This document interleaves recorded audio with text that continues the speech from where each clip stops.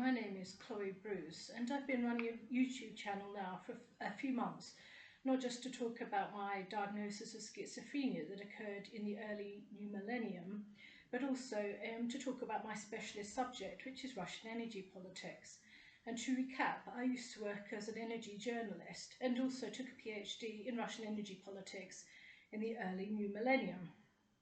And I've been talking a lot about the crisis in Ukraine, but in the context of UK fascism and a type of Russophobia bordering on hysteria. And at certain points, I'm not Russian, I'm a British subject. And I worked briefly as a Foreign Office secondment to the OSCE in Vienna, a diplomatic body specialising in conflict prevention. And I've talked about how I loved this job. I was there extremely briefly, just a matter of a few weeks, 2 weeks, and I was invited back, but I had too many epileptic seizures. And I was diagnosed with schizophrenia, and then some years later epilepsy, and I had to deal with both while I was working, until eventually I was taken ill permanently, and since around 2009 I haven't had any job. I've been unemployed. And nevertheless, I'm running now this YouTube channel with the energy I have to talk a lot about world events, but in the context of creeping fascism in the United Kingdom that I haven't separated and cannot separate from this diagnosis of schizophrenia, mental health stigma, and the psychiatric abuse and torture I've experienced. And this does relate to Russophobia, as I have said, how slanderous and libelous notes have labelled me Slavic enough to abuse in the context of a history where many Slavs have been abused, and in the context of fascism. And this is because from my mother line I have Slavic heritage, maybe Russian, some Ukrainian was originally discussed, or Polish, or all three. And I was meant to have had some family relatives through my mother line from the Ukrainian city of Lviv. I've talked about this Slavophobia. Today I want to talk about, I promised in my last video, I'll try and describe civil war. And here I want to talk about UK civil war in the context of regime behaviour and societal behaviour in the context of civil war, depending upon how you define civil war. And it's difficult to describe, I said. And it's I can't say there's not a single sign of anyone in military combat uniform, nothing of that nature. There's not kind of heave-ho pushing people back or anything like cordoning them off in any visible manner. And nevertheless, I can touch on, if it was not anything, but if it's a perfectly true news statement, it was the American space engineer Elon Musk who said that civil war was inevitable. And this is true, depending upon the definition, but I would say I'm already in it. And I've had to have physical confrontations for the first time in my life. So I'll read this as best I can. This is just the first part of it, and it will be a theme running through until the whole thing's over. So it may not be directly obvious that medical notes can spell out civil war, but unchecked medical malpractice is a symptom of regime mismanagement, and it's been going on for decades. And I could have said how poor the medical services are before becoming ill, but certainly once I was ill, I could tell you how poor the UK medical services have been. And this is a signal that too many unqualified individuals, or individuals either unqualified with the wrong personality, or individuals with foreign accents so heavy they yell at you when you don't hear what they say, that this is actually part of a symptom of employment law that didn't protect me as a journalist. And I had very good experiences at the OSCE in Vienna, but I didn't have good experiences as a journalist. And this is a symptom of the erosion of the judiciary, part of the democratic fundaments that create a substantial and well-functioning democracy. Now, about this, no one in their right mind would do a medical job in hospitals, that is for our National Health Service, the NHS, when their English is inadequate. English, at this point, is a life or death situation. At base, ill people need instant medical understanding in all its complexities. And in the absence of a strong judiciary, for the reasons I've described in previous videos, the erosion of law, the mismanagement of courts, and the courts in disarray, that a strong judiciary, in the absence of this strong judiciary, this vital component of a functioning democracy, has allowed rogue NHS staff, and this has been in the news, and I'm one of the victims, including have allowed NHS staff, including some who are clearly visitors from overseas, to have sexually and physically harmed British citizens. And I'm one of them. And I can say, as I've alluded to in other videos, say that there is a terrorist agenda. And of course, this is, I'm talking about the flaws of the United Kingdom. A subtone to NHS ambition and state NHS ambition, that is, this bizarre attitude towards the National Health Service despite all this going on, that is, in my view, based on good old-fashioned greed, a kind of dosh wash even as a potential, a kind of rinse aid you'd find in a dishwasher as a regime, a kind of rinsing everything. I can't understand why else this has functioned this way, but anyway, I speculate. And it's the erring, as I've discussed previously, of our state, the United Kingdom, of the state of the United Kingdom towards fascism and even Stalinism. Because even a psychopath cannot cope with poverty and may deep down know they played a role in lowering living standards, but like many fascists prior, blame a certain look, a certain culture or the immigrant population for the problems, but find them also useful when it suits them, maybe to enact their violent goals. The housing crisis, clearly, as I've discussed in previous videos, remember I was homeless for 11 months. I had to leave the country and work as a journalist abroad because I was priced out of even renting a studio flat. And this was in the late 1990s, early new millennium. The housing crisis that I've discussed, mass homelessness, and of children, clearly and empirically undermines a person's mental health. And they talk incessantly about the mental health crisis in Britain, but they don't really talk about the link between health and poverty. And I concluded in the B&B for the homeless, that is the bed and breakfast for the homeless, which was actually not anything to do with breakfast, it was a house share with families all in one room, me in a tiny attic room, just enough to put down a yoga mat and thankfully have room to do yoga and HIIT exercises. It was not just a regime that did not honour in my case at least, I can talk for myself, I don't want to talk about anyone else, my tax contributions as a journalist and OSC worker. And remember, it might not seem the biggest amount, I've already said in my best, the highest salary I earned, and it was a good salary, but not in the context of the pricing in Britain when it comes to housing. In 2002, in 2001, I was on £26,500 and I had substantial bonuses on top of that as an editor in London and Vienna. And I still couldn't afford to live in Britain back then for this amount, and the problem clearly just gets worse and worse, and people more demoralised and hopeless about any change being affected when it comes to the immediate ability to survive the night. I was terrified of being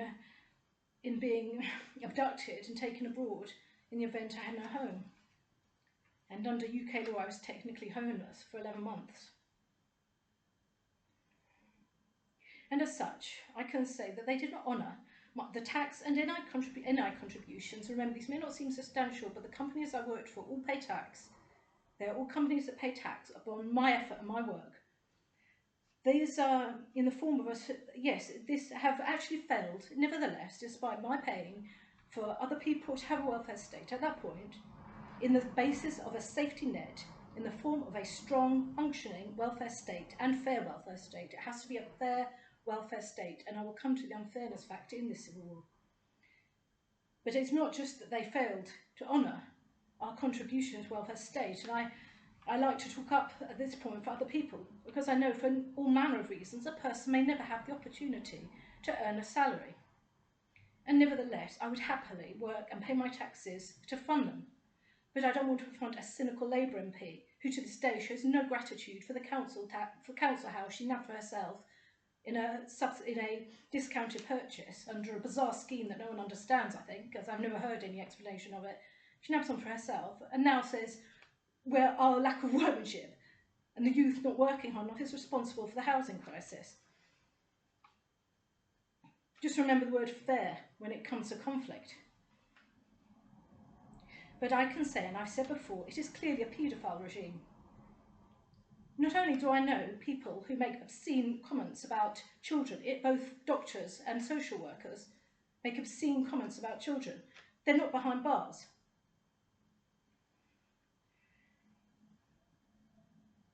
And I've reported paedophilia in a hospital that was allowed by staff who didn't check patient safety or visitor safety, leading to children, I'm sure I've witnessed it, coming to harm in hospitals in a paedophile sense. And they still haven't. They sent an ambulance round for me when I complained about this. And they have done nothing to tell me or alleviate my pain for these individuals. They can't reassure me any investigation is going, and I'm sure there isn't if they're saying that I belong in a loony bin whenever I report sexual abuse. And some of these doctors and nurses still refer, doctors and social workers still call it the bin, in the bin. And as such, I cannot say it was not a paedophile regime. This state, I made them fully aware of the suffering of children in homelessness situation. The moment they're vulnerable, I'm not saying it happened, but they're going to be attacked in a paedophile sense because they are vulnerable living with other adults in one building or cramped in one room. And that's meant to not be a paedophile regime. I know parents do their absolute best to protect their children, but it's very difficult to be facing homelessness and having to live with strangers. Literally, they couldn't vet the strangers for themselves and know what they were going to do. I'm not saying anyone in my homelessness situation was anything but wonderful. I'm just saying the government didn't care that was happening to children. So they've callously, as such, put children in the position they have been in, living with complete strangers in cramped conditions. And don't forget the physical ill health that is born from this type of situation. I have no doubt these are impeccable people, but I'm just saying that is a homelessness situation that stands to reason they're vulnerable. They're going to be a more vulnerable family or a more vulnerable person. I'm not saying they're right, but once you're class vulnerable like me, they start to attack you and send people round. So that's one psychosis trigger that is well defined by medical specialists. Not only were my medical notes racist, in other words, homelessness and housing is a trigger for mental health problems, and they're wondering where it comes from. You don't just mysteriously get ill. There's a reason for it. Not only were my medical notes, as I've discussed in many of these previous videos, I allude to it often because it still hasn't changed. They're still full of lies. They're not only racist, namely fantasizing with fantasy. I think these are mainly Slavophobic and anti-Semitic fantasies because of the Jewish Slavic heritage from my mother's line.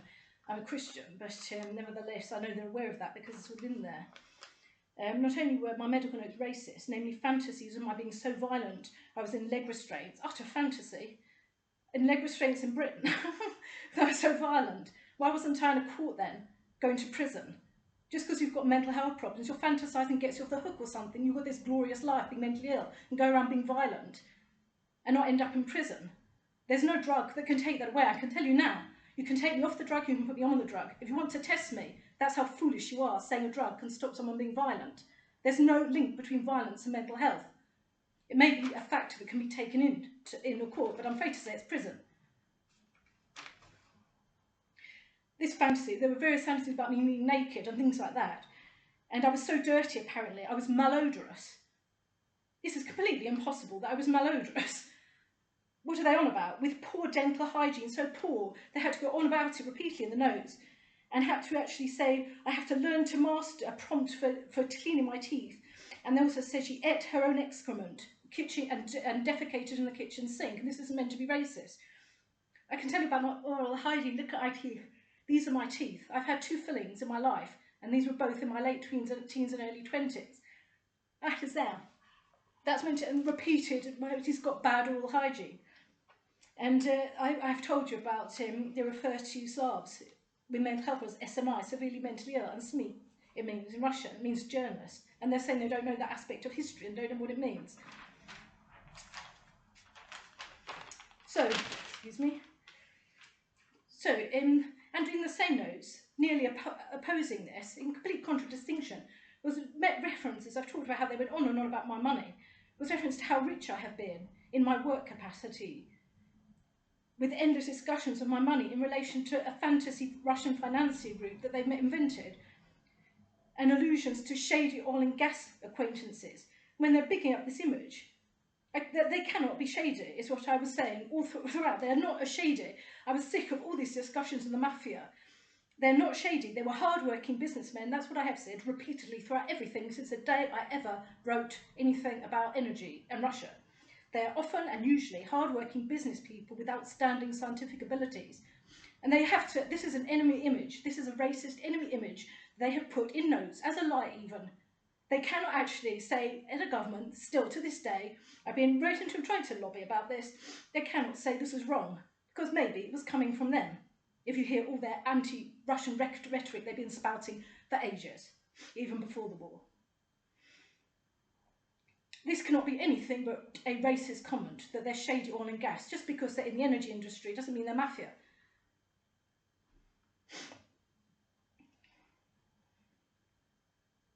And it is it's in the context of money. And I'll come to the terrorist part in a tick. So they share oil and gas context acquaintances when they cannot be shady. It was me saying they were just business, men and women with good scientific abilities. Their insanity, these so-called medical staff blaming me for being insane when there's one insane comment after the other in these notes, literally insane. And remember, these notes were the ones in the council, the local government, and it's nothing but medicine. And discussions of me smelling, and they're meant to tell the local government that, so it's anything relevant to housing. Their insanity is so far-reaching that these mainly foreign-accented staff, in my case, on this occasion, not the one time I've been in a psychiatric hospital 4 times. This time they've had often British accents, often this, often that. This time the majority were foreign-accented. Think about the security of Britain at the point and what position we're in, especially in my career. Their insanity is so far-reaching that these mainly foreign-accented staff said to our local government that I've talked about how bad this council is. The programme would be to prompt her to clean her teeth. That's what they're talking about in medicine. Prompt her to clean her teeth, and money management is needing, citing a mother, my mother, supposedly, I'm not saying she's my mother anymore, and I've actually deserted her ages ago, a social worker, said she found a £6,000 debt, contrary to all this money, and now one minute they're talking about how rich I am, the next minute they're saying I've got a imaginary sum of £6,500 in debt, a sum taken out of the air, having gone through my finances in some fashion when I was hostage in hospital, and they wouldn't let me out until they entered my flat, and they took my keys, entered my flat, things were stolen, and I'll come to that. As I say, with this, and how she's been giving me money, but it was all in the context of Russian financiers, them not believing my money was just from the benefits I'm on. It was completely mad. 1 minute I'm not being truthful about benefits. The next minute I'm supposed to be saying in my notes, I'll show you the actual pages in a later video yet again. I've showed you some pages already in earlier videos. And they're saying she doesn't feel she wants more money. This was actually this Slavic accented woman saying so little about the benefits I have, having ordered me to show her a financial statement, an occupational therapist, calling herself a nurse also. And I'm meant to be happy about her treating me when she brings this attitude to the hospital and being treated in. You couldn't got better staff for occupational therapists because it's a completely illusory position. There's no such position, any job that exists. Same with social services when they don't have qualifications. And I have, in my life, as I said, 2 fillings in my life. And I'm praised regularly and often for good oral health and hygiene from various dentists. The person who says you're lucky with your teeth. And can only conclude that this reference to toothpaste that repeats throughout these notes and the context of these points and financial discussions, in the absence of any conversation that was sane, actually meant mint, the slang for money. Mint. They're so regular. There's a delusion about oral hygiene and malodor, and even saying she hand washed her clothes when I actually put them through the tumble dryer in the hospital. It's so often this reference to hygiene, washing, toothpaste, that I can only assume it's dosh wash they're talking about and some mad fantasy to do with Russian financiers. Dosh is money in English slang, right? know that lots of my viewers are from overseas, most of them are. They were like vultures latching onto me, trying to act onto someone just because of Russian connections, inviting themselves over to criticise. Oh, you need to put blinds up. Attempts to find excuse. I can't put blinds up. I have to ask the council permission. It's a council property. I can't put them up. Think ahead a few steps for a change, a few more steps. I have brown mould in this building. You knew that. You say it's my fault to have brown mould when the government can't fix it or something. It's not my flat. They're saying it's a private flat. You couldn't get a single fact right. I can't put up blinds. They'll get mouldy. I'm actually thinking about getting 1 or 2 smart blinds to try it out. But actually, I can't particularly be overlooked. I'm quite high up. None of her business. All this during COVID. And they had all these excuses to try and stay in contact during COVID and come over where we're not on CCTV, not on closed circuit television. They wanted to be in my flat, taking pens and things. And even during COVID, this futility of the whole discussion. One woman with a British accent on this occasion said, "Oh, you're so posh." And that's meant to be a medical discussion. That's something relevant to medicine, is it? You're saying I'm insane. I think you're the most barking mad group of individuals I've ever known in my life. And the same goes for government elements, particularly Angela Rayner. I tried to tell MI5 about terrorism in the hospitals. We were being told to be on alert, and it's clearly terrorism, as they wouldn't let me out, but allowed individuals, literally wouldn't let me out, on the basis that I ate my own excrement, and with all these discussions of me being in the Foreign Office, all throughout my notes, they wouldn't let me out, but allowed individuals to search through my flat. They took my keys. They said, "We have to go in first. You're not allowed in your flat. It's my property." They had discussions about what furniture I had. Did I have a computer? Did I have television? In medical notes. And that's meant to be relevant, a television to medicine. Medicine and television. Maybe eyesight at a point, yes, but it's not relevant to oral hygiene. She doesn't have any furniture 1 minute, and the next minute she's got this, that, and the other list of my belongings. And they came in, searched for documents that I've described. They've discussed this, said this in this financial, but they couldn't even do the maths. The maths is completely wrong. At a pinch, there was ever a £6,500 withdrawal to buy my car. That's all I can think of when I was in Vienna. Maybe they were looking at Viennese bank statements and couldn't understand the comma versus the dot or something. It was complete lunacy, so that's relevant to medicine or a council flat. And removed items relating to global gas situations. Some very private items to do with natural gas, my studies, and Russian belongings and Russian items. Some Russian items and some Russian energy items. The same hospitals involved who ignored, this is the same hospital group. There's Queen Mary's Hospital and Springfield Hospital and St George's Hospital. That group of hospitals is in Wandsworth. When I first was admitted to hospital in 2002, in a state of terror, I managed to have some insight into where this state came from, that they were calling psychosis. And I told them, in a writing, and it's even in my notes to this day, that I had been ignored. I didn't say this, I was being as polite as I could until I realised we were going to ignore every single crime committed against someone and have the justification that they're too mentally ill to be stolen from. This same hospital, this group of hospitals ignored that I had witnessed a terrorist bombing in Moscow and nearly died, were a few metres nearer, when I was working in Moscow briefly as a journalist. And what they said, apparently, I've told you how I went, when I came back to Britain in 2009, in a state of terror with some kind of ghastly virus affecting my joints. I went into the headquarters of MI6 and had a very brief discussion, not about much. I couldn't really utter what I wanted to. I wanted to talk to one of the people. There was a man there, like a kind of emoji, let's say. He seemed a normal, decent man to try and talk to. And then this woman came in and started saying, "No, you can't ring your mother." All I wanted to do was say I wanted to explain I was going to be home late for a longer discussion. And the hospital even said she was blethering about a terrorist event, as though that's psychosis. But she said I said it to MI6. I hadn't. You can ask MI6 if you want to check this imperial fact. Did I utter there is a terrorist event at that point? I think there was one subsequently at this point. Did I say to MI6 anything, there is a terrorist event? All I did, I handed them over some of the medications I'd been prescribed in Vienna to emoji. And that was the discussion. I said there was something, I said something about sexual abuse in hospitals in my own way. I was trying to spit it out when I was yelled at by a fat woman, hardly bony M, yelling, "No, you can't be your mother." Anyway, that's what happened. That's about the extent of it. Except they hauled him off to hospital out of the MI6 quarters.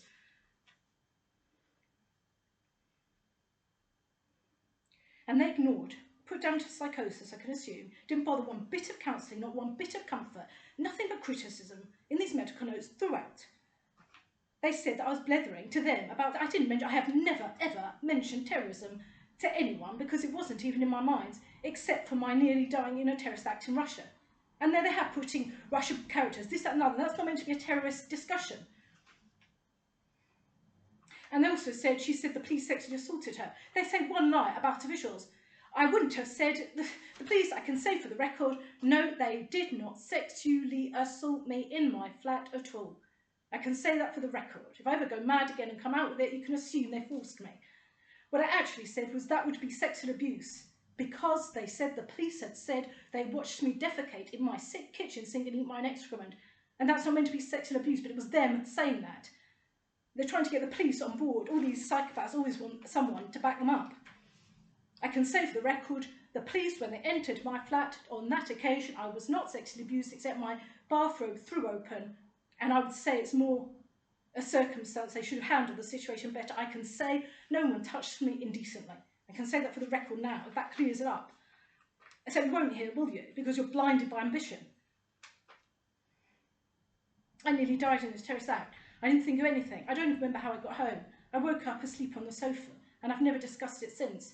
I had one brief mention I was nearly in it to a few people, but I barely talk about it. And I have them discussing my energy thesis, my work, how I'm rich, how I'm lost interest in speaking Russian. All these bizarre conversations, and that's meant to be a medical discussion.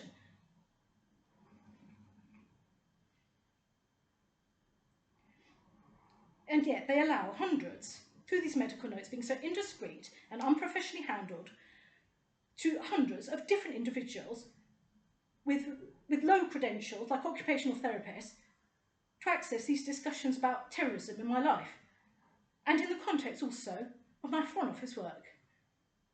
And point out to everyone, local government, this is the council they're talking to, and point out where I'm vulnerable and how to abuse me effectively. And because they're saying about the Russian elites in it, they're talking about Russian elites in my medical notes.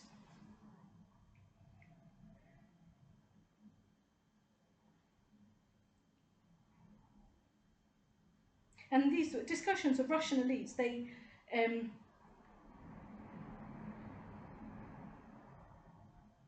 yes, and it's this concept of Russian elites, and I've criticised the recent statements by so-called MI5 chief recently about Russian financing for terrorism, because I wrote to them. I have said how I wrote to them trying to get help for these hospital terrorist situations, and it turns out I'm the one that fits the terrorist, because he said don't take money from Russian financiers. In the first instance that he said it, or you'll terrorism, or you'll feel the full weight of MI5. Whereas in fact, I was saying, it was me saying they were preoccupied by Russian financiers and Russian money to such a degree he's left them in the hospitals with me looking like I'm in the wrong. So he's backed them up on their Russian financier monetary fantasies.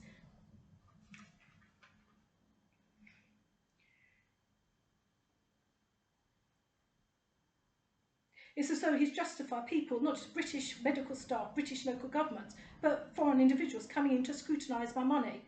In case there's a Russian financier, they're doing his bidding, are they? Spying on him, spying on people for the sake of him. As though they can't just look remotely into bank accounts. They have to get staff from overseas to look at someone's bank statements. And that's not terrorism. The police have said, and the police have actually said, and to affirm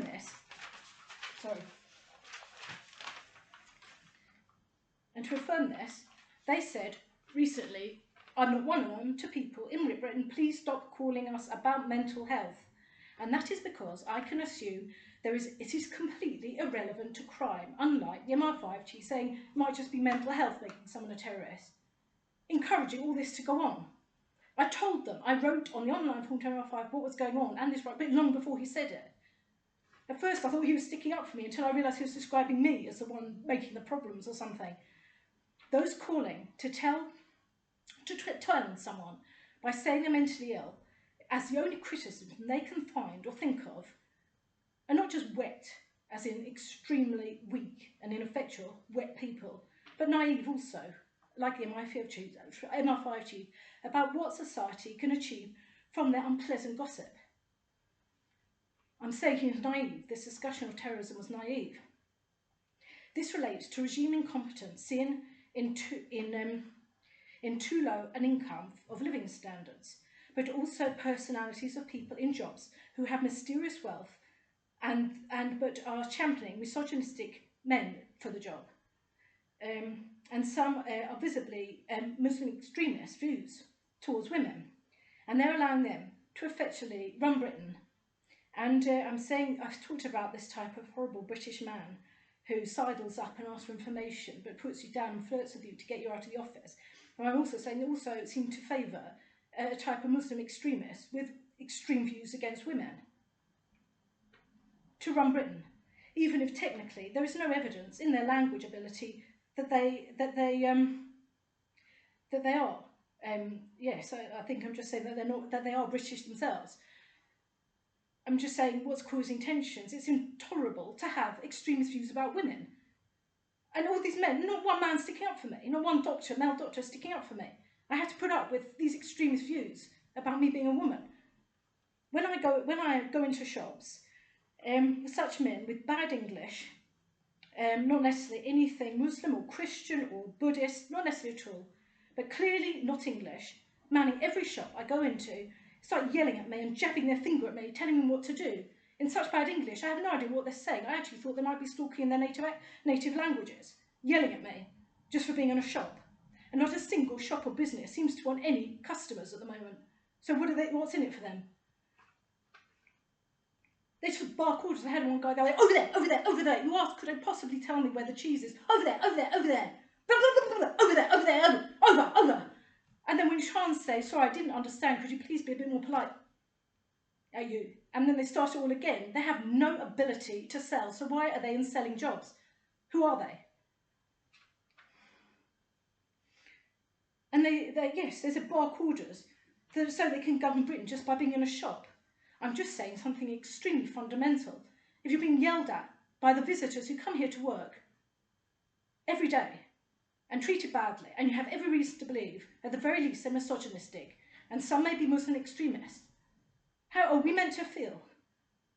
And how are those who want to work here meant to feel? Also, they're taking jobs of immigrants who might be perfectly, I assume, and should be perfectly pleasant in the way they are in their own country. Most lovely, normal people could come here and get those jobs too. So why are they getting the jobs? Why are you actually selling the immigrant as being a difficult person by not encouraging the immigrant with the qualifications, the right personality, in to do the job should they so wish? It's just creating an extremely bad vibe for the whole businesses. Every single business has men yelling at me. Whatever shop I go into, I just ask a question, where's a tin of beans? I get screamed at. And they sort of begrudgingly, I've never known such alpha supremacy, begrudgingly show them there. And they're never, ever grateful for business. And some workers from the EU, some workers from the European Union here in Britain were so put out, I felt, that they didn't put out by the vote to leave, not remain, for whatever falls in the electoral processes. They were so seemingly put out that we left the EU that it went from bad to worse, the service. They were serving, they were refusing, people you never met before, you go into an area you've never been, and they'd refuse to serve you food in cafes and restaurants often. And if you paid for something and had change coming, they would slam the money down. I remember my hand hurting. They exacted physical pain against me by slamming money down in my hand. If you don't suck up to them and you're just doing your business, if you don't actually fornicate all over them, they're ruder. Ruder and ruder and ruder. The more you have a conversation, the longer the conversation, the ruder and more bigoted and unpleasant they become. And they would eventually bring food, maybe in some restaurants, but never the water. And this went on for the first few months. I was out and about or doing things. and there was nowhere really to reliably eat. So I started to get into the habit of always bringing my own water, and even cutlery, plastic cutlery, just in case. They were rude in the first instance, some of these individuals, en masse. And after the referendum, the agenda, the whole thing, seemed so important to them, even though they're in low-paid jobs. A cafe job is not well paid, a restaurant job is not well paid. I've done it, but in my youth it was fine, but it's just not the best paid job. It seemed so important to them to have this low-paid job that they must have been doing better than the rest of us here, if you put it down to reason. I'm talking about not just the inflation, I'm talking about a pre-existing housing and infrastructure crisis that I'll come to. As I can only assume, it was British property they wanted in the face of a housing crisis that seemed to affect Brits more than immigrants. I'm saying, if we don't have houses, then you can't actually say where they're living also. If I had no home, even if I was working on a salary, I'd have no home, no ability to rent. Where are they living? They seem to not mind being here without a house, so where are they living? On a low salary in a cafe? Are they toing and froing or something? In other words, with all this referendum hostility, what's in it for them? To understand how bizarre their wealth seems, for me at least, the infrastructure overload here was actually put in the context, was actually discussed, our infrastructure overload, not just housing, roads, transport, all those things. Were part of the whole immigration debate, but not just the shortage of housing, but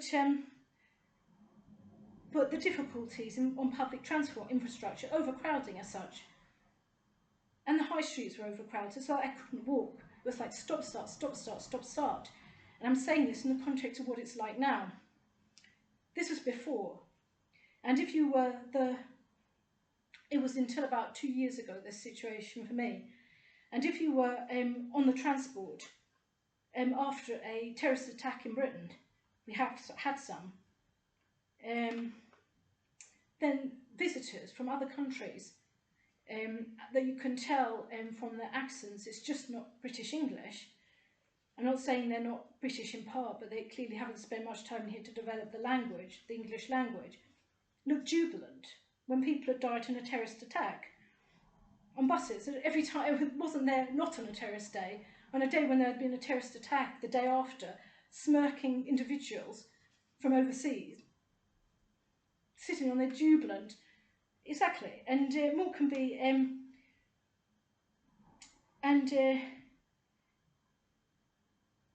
money, as I've said before, can be a factor in terrorism.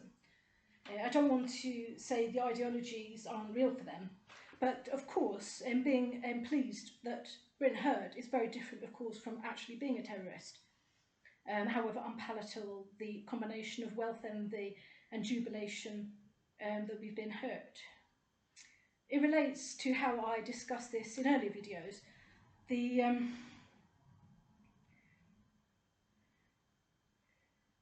The way it appears in media discussions that immigration, sorry, my handwriting is not very good. Yes, I said how it's erroneous, though, to say that they can't, because of media discussions, it looks like, in the context of all this tension and these riots, where race was a component, but not for me. For me, it's living standards. I'm not saying on an individual basis it wouldn't, I'm just saying the whole picture would be more for me to do with living standards.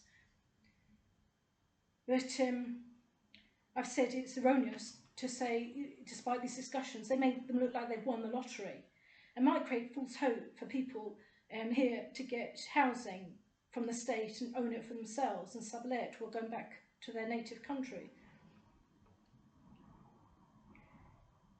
And I've said, but not to look as though it's won the lottery, it's extremely, it really isn't the case that it could possibly be anything of that nature, but I don't know why it is they could possibly survive here on a shop income, a shop worker or a cafe worker. And I can say that overwhelmingly, I mean only in London, but I do go out to it sometimes, overwhelmingly they are not native British people who work here in these posts. And in post offices too. Such appalling English and such bad attitudes. They serve the member for me. They literally let men push me out of the way while they get served instead. And I want to point out the military dimension. The mail and the transport are part of our military, and you have to have unswaveringly loyal British people in those posts. Otherwise that will happen, and I never use the post because they never deliver it. I don't know which one's to blame, the person I sent it to or the one who delivered it, but I don't want to assume it's Royal Mail, but certainly they don't rise to the occasion in the way they ought to, given the importance of mail infrastructure, mail being the operative word. But this is erroneous to think they've won the lottery. They're up to something, maybe, with a criminal mindset. As I say, it's I'm only pinpointing the difficult part of this and not all the wonderful benefits of immigration. And when I was psychotic in the build-up to the hospital, they would call this a psychotic symptom. I wouldn't. I was so, it's like my imagination became overwhelming. And as regards to asylum seekers, I didn't care if every field in Britain was filled up with them, so long as they were safe in the event of pain they were expecting. Physical pain is something I became extremely imaginative about. And I just thought, I don't care what it costs, what do we do, what I can do. I don't mind them filling up every home, every field, if it took them out of danger with regards to asylum seekers. And I've lived abroad, and I've been an immigrant abroad working, and it is tough, but I do think it's probably just up to the individual to see if it's working. The company, is their right to employ people from overseas, and that person might like it and enjoy it. But there's no need to be hysterical about immigration. If they're coming in for a job and it works out for both sides, the company and the person, there's no need to get hysterical about it. And I'm talking about something that's visibly there, that's painful for British people as opposed to, at least me. We don't really talk about it because we rely on the media. They're saying immigration as a fact unto itself is painful because of the infrastructure, very loosely alluded to. But this simply isn't the case, that they're allowed benefits. And they might be led into believing one day they'll get a council house that they can sell for a sum of money that looks good on paper but wouldn't be in reality. And it's the whole discussion has been warped, and that didn't help any of the tensions at all. I'd like them to say why it is that they could possibly get benefits when they're not British. That's completely illogical and insane. Can't they just say, they're not taking up our housing, they're here paying rent maybe, buying maybe. But that's a normal situation. Taking benefits isn't. And yelling at women isn't. And having bad standards when they're getting a job in Britain isn't. And for me it creates appalling tension. And I've had physical fights, not really in that context, I'll come to it, to do with men and their misogyny. But all British, in my case, the ones I had fights with. Yes, so where am I up to?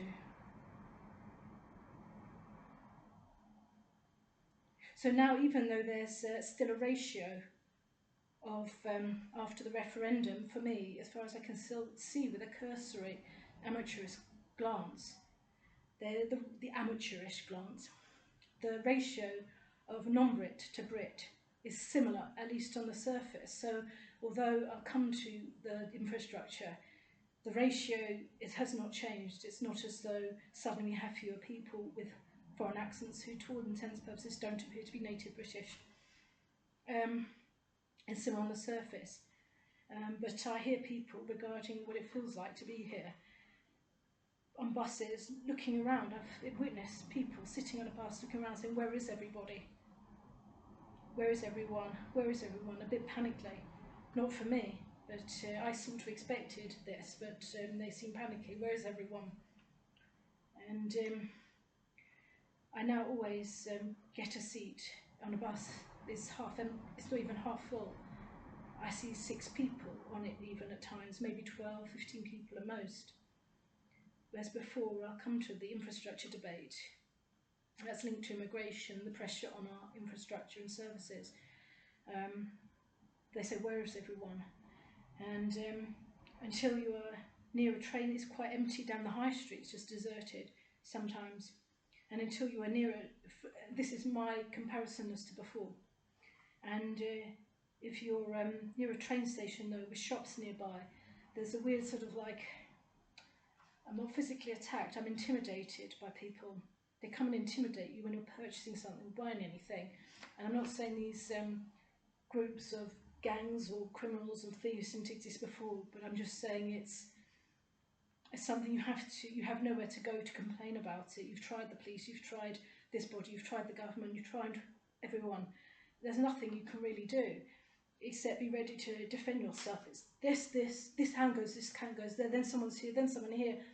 And it's not that I have to fight them off, but occasionally I have to actually not be pushed out of the way and hold my own. They literally try to push you out of the way. And I have no idea what nationality they are, British or from overseas, but that's because they don't talk to you, and they just sort of are completely silent. And it's kind of like, of course they would take your handbag and your money. They literally want you out of the way, for whatever reason, they just want you out of the way.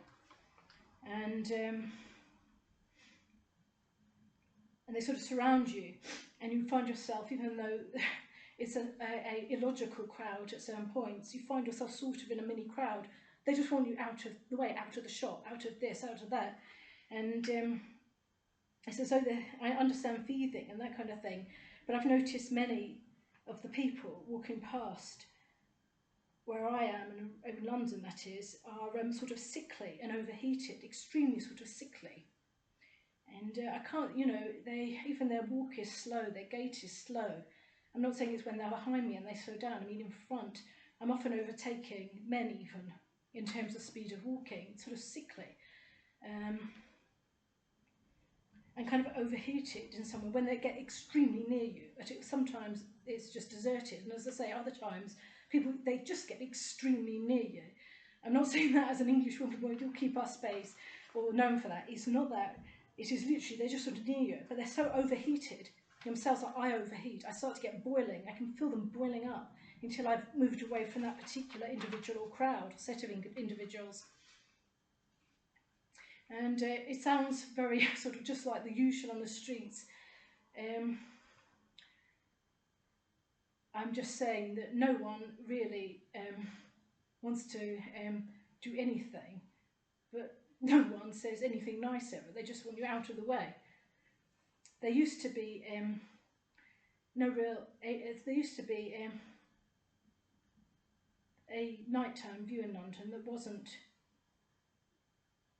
There's always been a nighttime view of London with lighting, everything lit up at night. But when I look now at I have an extremely good long view of even towards Westminster, where I'm not near it, but I can see, I've got a good clear view. Everything's dark at night, and there's no lighting on, even at 7 PM when people are having supper, no one's got their lights on. And I don't know why, but anyway, with lights on, and you're used to all this lighting in London, but when I look across, it's literally dark across the whole sort of night sky that I can see, and I'm nearly in inner city London.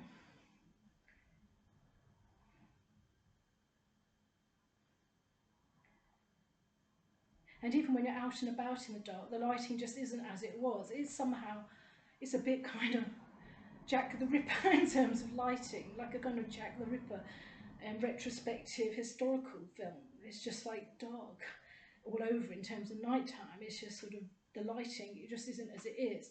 I'm not saying the lights are out and the street lights aren't out, it's just somehow not lit up. I don't want to make too much of it, it's just an observation I've made, it's eerie.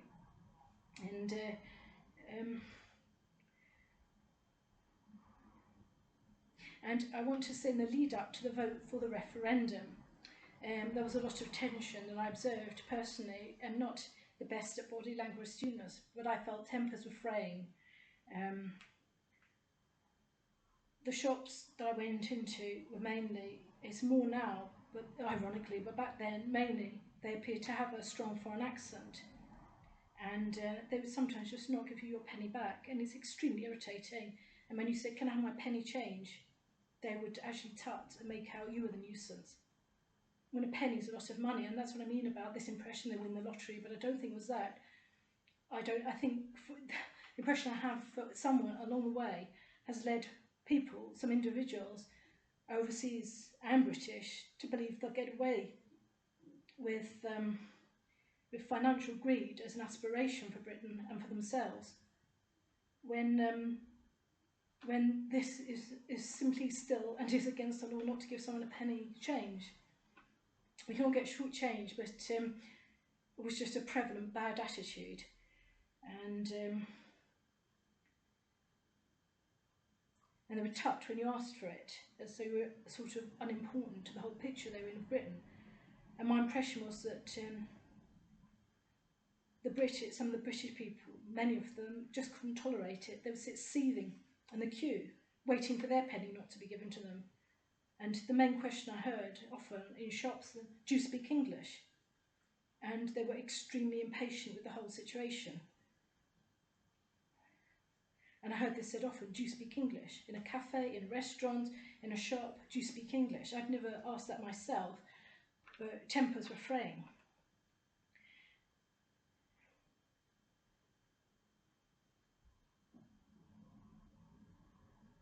And the cafes are always so crowded, and even though they're expensive, crowded during the day, that you had to share tables with people. There was nowhere to sit, nowhere to go to the lavatory. No, it was just a horrific living environment that wouldn't help any vote that's not discussing great detail and legal manners about the law parts of it, the law.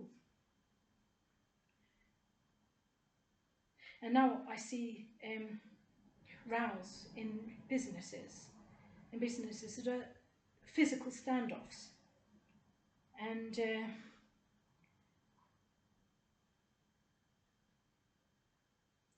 but this sort of gang warfare seemingly is everywhere, and is part of the overall unfairness, because the quality of living is dire for all, except bizarrely, but on the surface, visitors are the only ones who seem thrilled with the standard of living in London. But this is spurious, but clearly there's something in it for them, when they won't be, when the attitude is to undermine me. That's my opinion, they've undermined me, and doing a bad job, so giving a job to women and serving women properly in manners is not part of the British culture. And so what I'm saying is this: the disparity between a person in Britain trying to live with extortionate rents and very little money, as evidenced by the strikes across the board, when we're striking, and I can say we as in the population, I'm not, but I've never gone on strike, but with doctors on strike at certain points, now with the farmers' demonstrations, and demonstrations about salaries and money. It's not about anything really but money. Some of these strikes, I mean, strikes are usually about money, but it's the whole thing's about money. No one's got the money. No one's got the money. But still, they don't say that they have to regulate the rental market and explain why the housing shortage is here and why landlords get away with not fixing boilers and things like that. The government has to stand up and say the reality of what it's like trying to slog it out in Britain. And yet, people known to be low pays, in cafes, restaurants, a shop worker, seem never anything but delighted when they're from overseas. But how can they live here?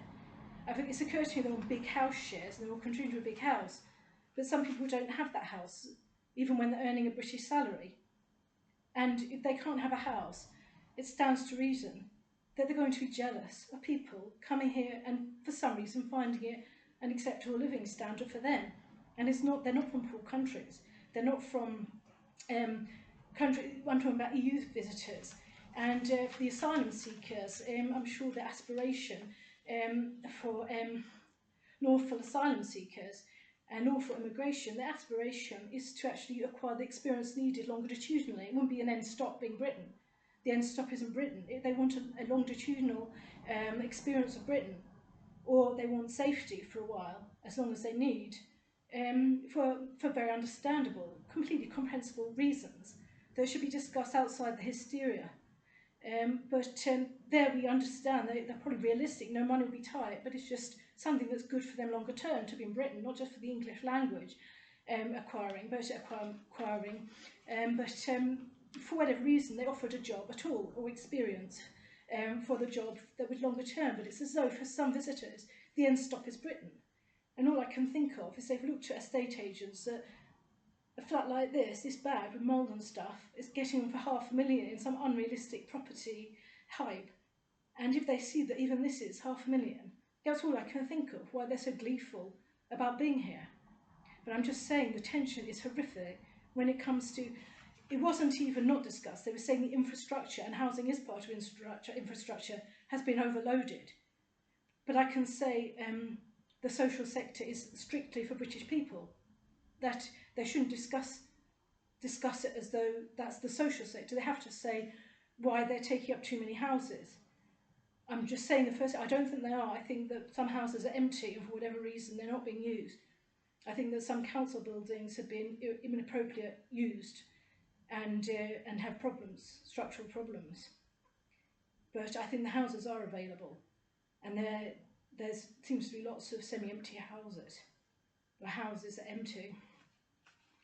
But if you are so frightened of money and of housing problems and of what you'll get out of a job, and you feel they're doing better when they visit, when all they're doing is work in a cafe, not that that's a bad job, I'm just saying it's not highest paid, and they do better, it's easy to snap. Especially when there's no sobriety in immigration discussions or welfare state discussions, at least in the TV media that I see regularly, but less past days. In other words, there's something in it for them, but what? All I can think of is overpriced property.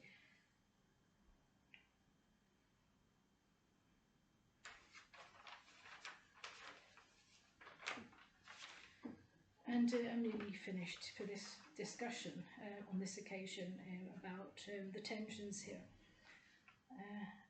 And imagine being frightened. You have developed epilepsy, for example, which I had. I know how frightening it is as a condition and how close to being brain damaged you are each day with the condition. But you have to wait years on the waiting list for EEG to see what type of epilepsy, if you have epilepsy, before you get treatment, in other words.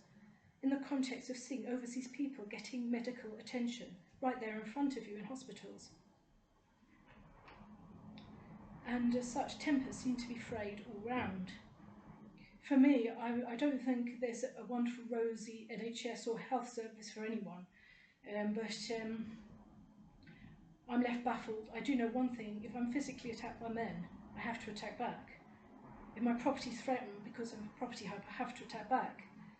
Before being hauled into the psychiatric hospital Springfield in Tooting, London, I thought nothing except how to win a war. And you can say these are psycho. I'll leave you to judge whether you think it's psychosis, but I know I've got PTSD quite severely. But when I was in the B&B for the homeless, various things happened afterwards. I was shunted more or less into a human trafficking ring, and to this day they're still trying to keep me in this. I fought to get this flat afterwards, and in the B&B, it was just after the referendum. I was there in 2017, after the EU Referendum, and they kept saying the decision would be reversed in so many words. People would change their mind, people were disappointed, and it was because of food, they said. People would be disappointed because of food. And I didn't vote in the referendum. I wanted to vote online, but it just didn't work. For whatever reason, the online service didn't work. And I didn't have any opinion of to remain or leave until the results. I watched that night on television, and when they said that leave had been voted, I suddenly decided to be leave also. I thought that was a good decision, but I had no ever been remain. I may have thought the same thing.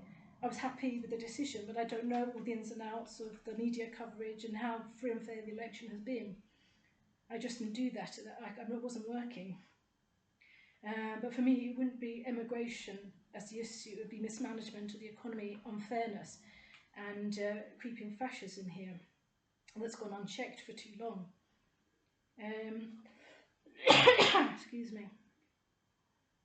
But as you can imagine, if you're sitting there with a bad stomach and you can see sort of grinning, gleeful people thinking they're going to get benefits just by being in A&E when they come in from overseas, it's a nightmare.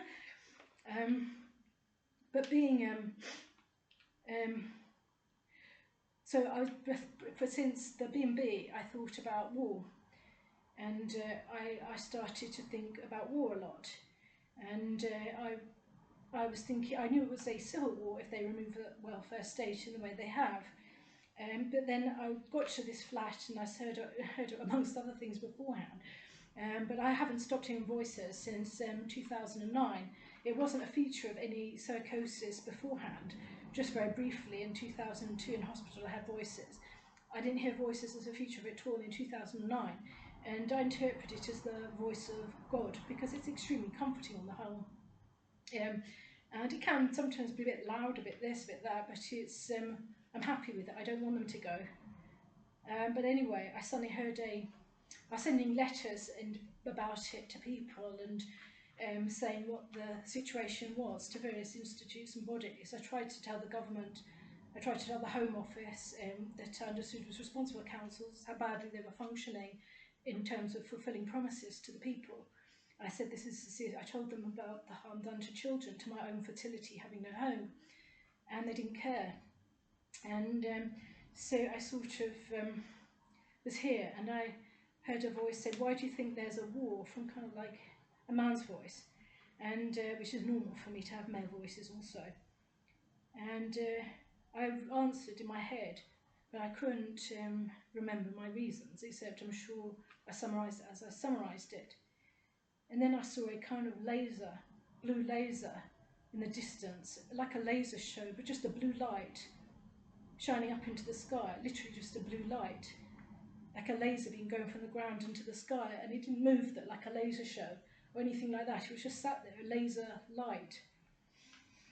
And it's when I talked, and I've talked about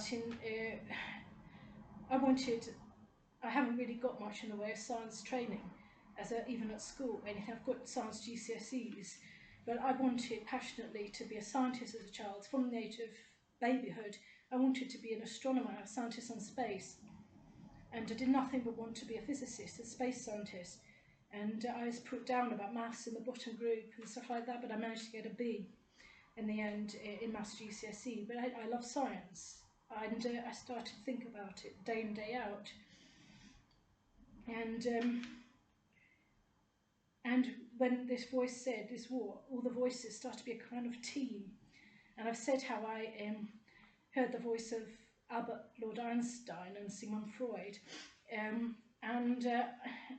we discussed the block universe. But I just want to make a point about the physics concept of a block universe. I don't know how it will be proved necessarily, partly for our own consciousness, I should imagine.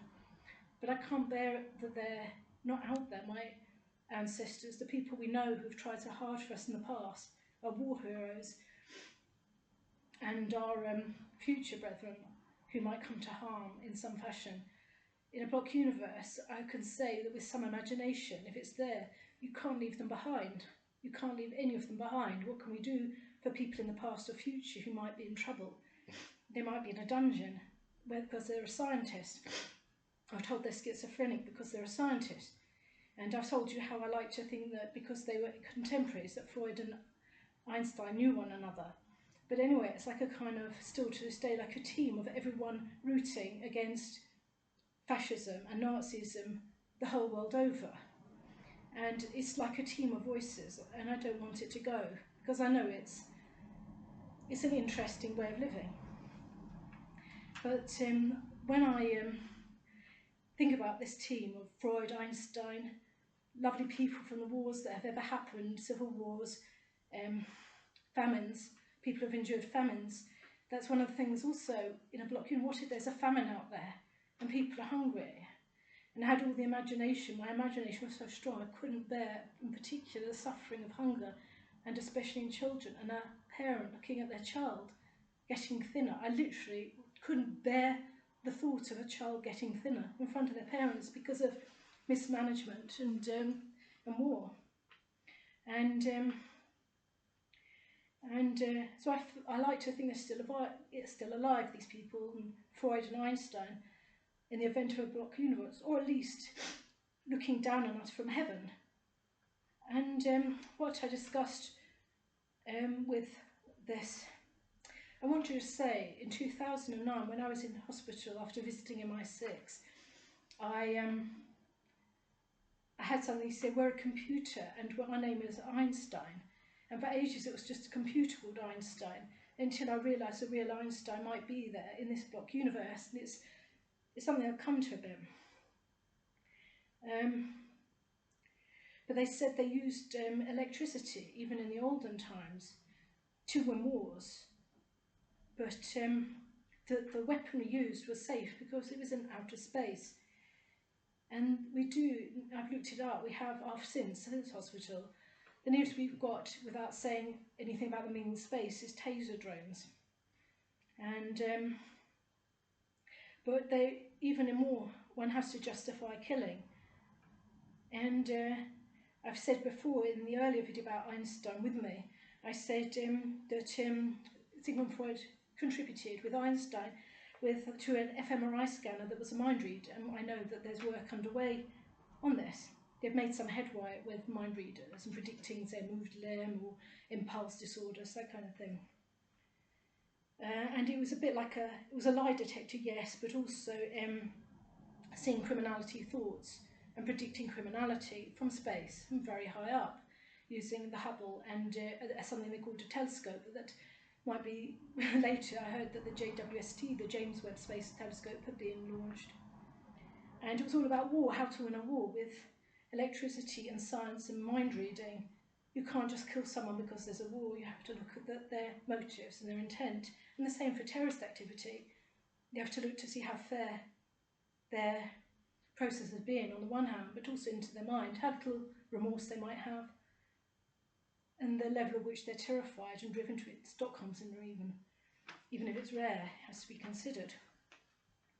And I heard them say, just all about war, war, war. And I didn't want one, but I wanted, of course, to win a war. If it's against fascism, I'd like to win the war. And it was all about wars against fascism, the whole block universe over, and using space technologies.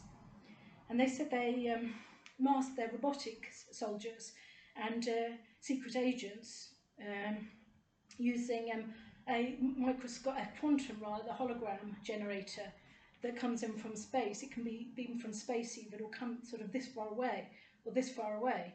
And it can create a hologram. And it can also create a thing that you can't see if you put a visual mask around it. And there was a lot about tactile holograms and visual masks. And they said there was a minute quantum nano hologram generator. And I looked at ChatGPT and they said, yes, you can have a hologram generator that small. And yes, you can have a visual mask making you see something that other people don't see. And I didn't know it was called a visual mask until after hospital. I chatted with ChatGPT.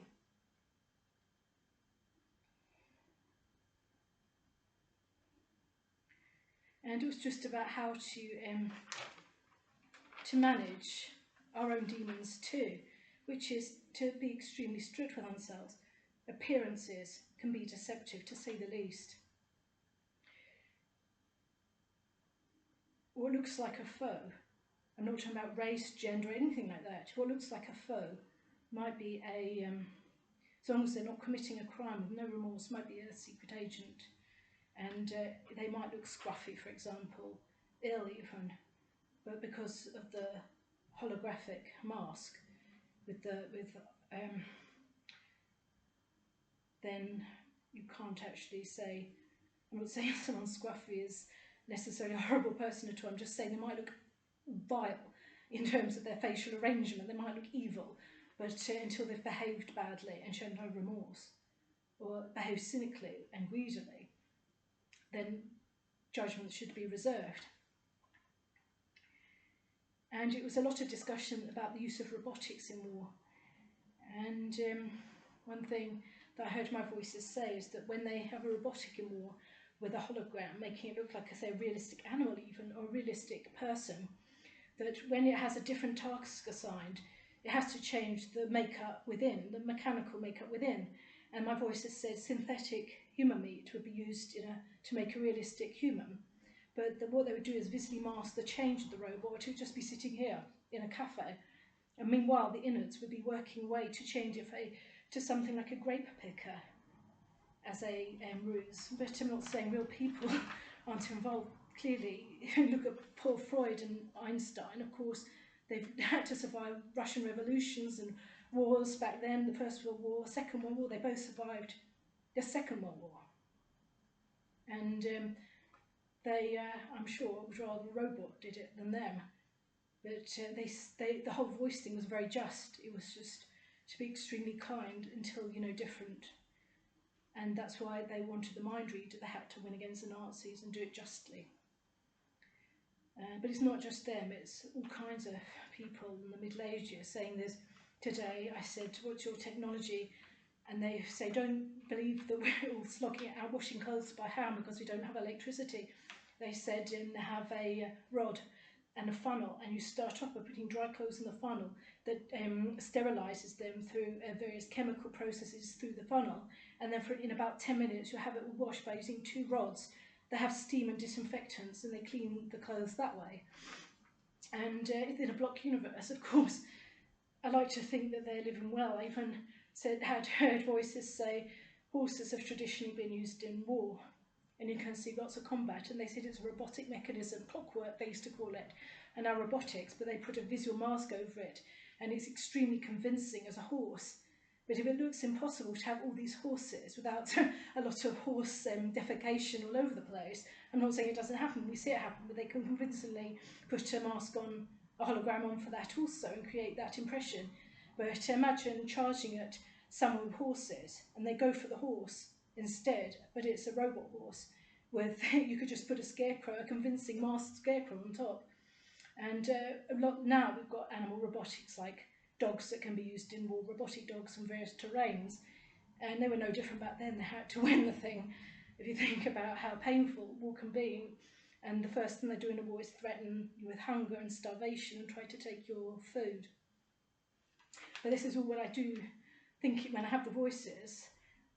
That's what they're discussing, science and how it works, and just how much love we'd have for them all if they're out there. So long as they're a good person, we'd have such passion and love, and some of them, of course, are our relatives. I can't lose them. I can't imagine them gone, so I have to imagine them there. There's no space where they're gone in my mind. These people are out there, even if it is just in heaven looking down, helping out. But I don't think that. I believe in a block universe.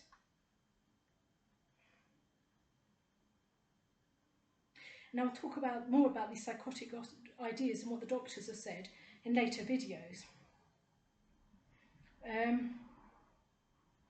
These psychotic ideas, various ones, and triggers and how it started, things like that, I discussed in some of my earlier videos on this channel. I'm near the end, and see I've gone over an hour. I'll do my best to wind up now. But not one idea I've ever had can provably be called impossible. I've looked it up on various articles and chatted with OpenAI, and lots of it is even already in existence, some of these technologies.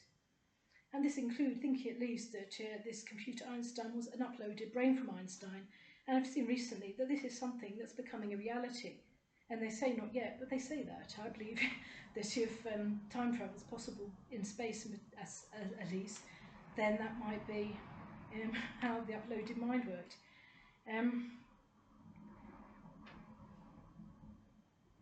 And to summarise, no one gets along in my world. I walk around, just no one gets along. It's not just bickering. Sometimes you have in a shop a British accented person will go into the shop where over the counter there's someone without a British accent and visibly un-British accent, and they go to with a smile, but they sort of go slam, and they kind of do that, and they're there for ages, and you don't really know what's going on. You can't hear what's being said, but it's no one sort of gets along. No one's nice to anyone. and least of all to each other.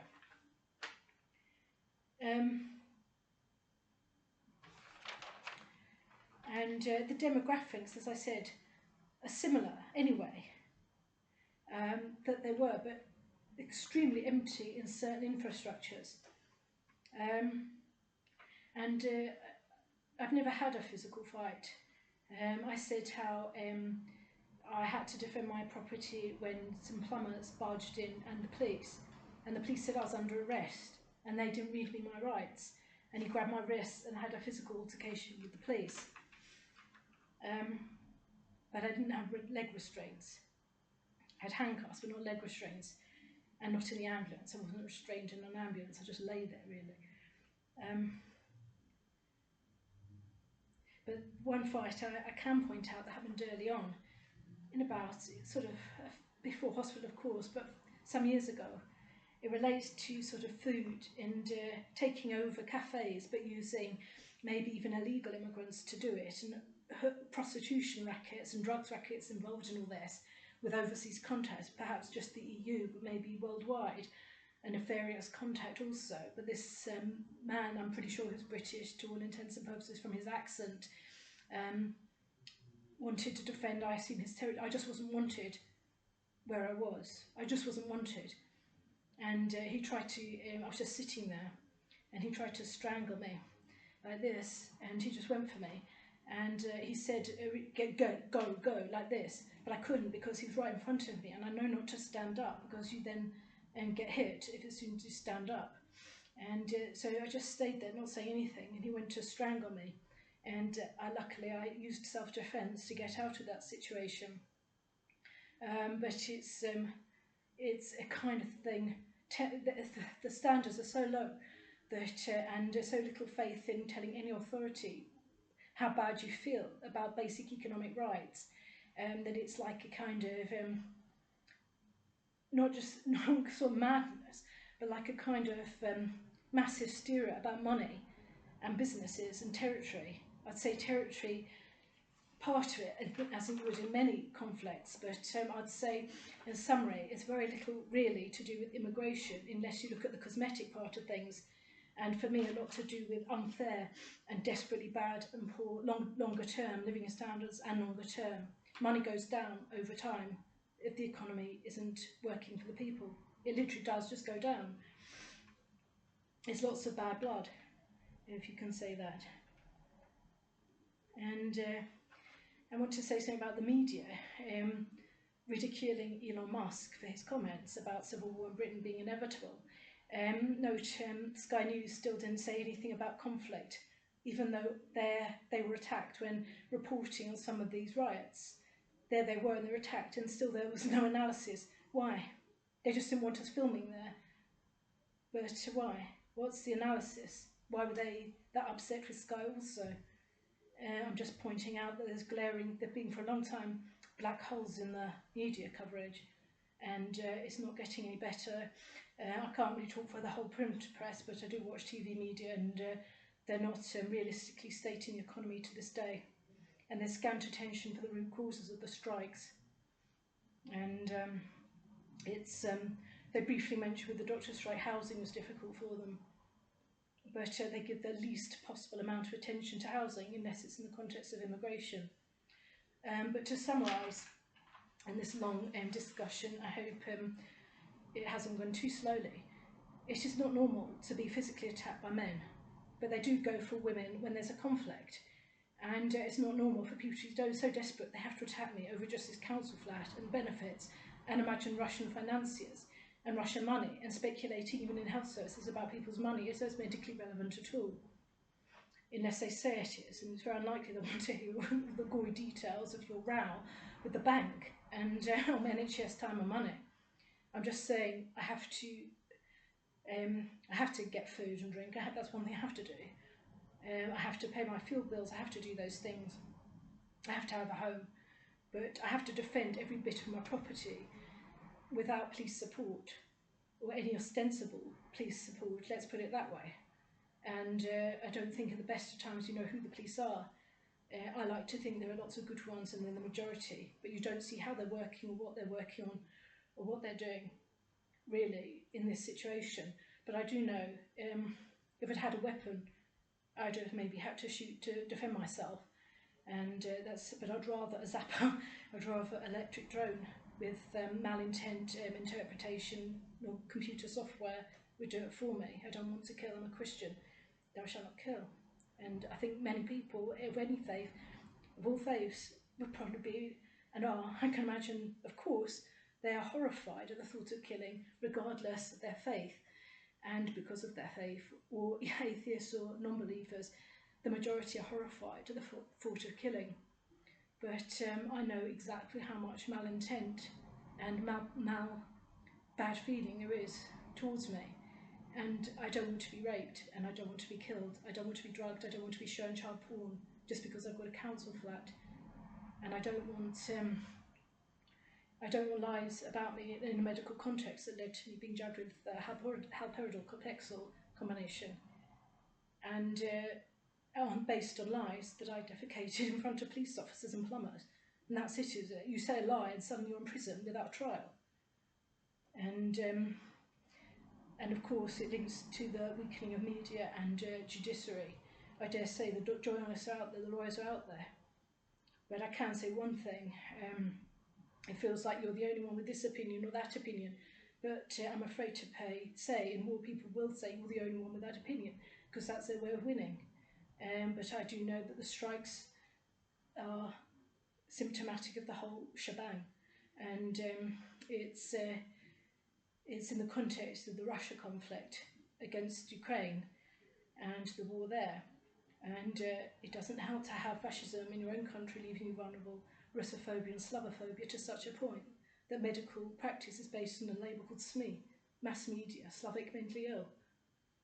And this is a long-term problem with infrastructure, and it may be empty now, but I can tell that people are highly dangerous. And as you walk down the streets, and the difference is there's no one to protect you but yourself. And I'd rather, of course, there was a machine on default that could tell if someone's about to kill for the sake of money only, or for the sake of, I'm not saying it's an only, food is very important, you have to defend your food and your shelter, but if it's gratuitous violence in the name of war, because tempers are afraid to a point where they can't control impulses anymore than they ever did, but in the context of a mass impulse problem. And I can't say I'm not feeling venomous, and I'm not feeling venomous against the government. I feel utterly venomous, but I just know so long as you wait until it's self-defence, you know one thing, you're in the right. And I'm not going to go out looking for trouble, but I can tell some people are wandering the streets, wondering whose money to take next. And this wouldn't have happened had it been a fairer, more obviously functioning welfare state for British citizens, and a good deal for anyone wanting to visit this country to work, and better discussions of asylum in a compassionate, normal manner. And we know some people will come here and not deserve it and come up with a sob story. But the fact is, asylum is there, and historically, they're the best. They're the best people. They're extremely brave to say what they've been through in their regime. They're the best, and that's what I want to say. I've never felt it more in my heart. Thank you for anyone treasuring Britain enough to think you want asylum here. And I don't want hate just because they're here.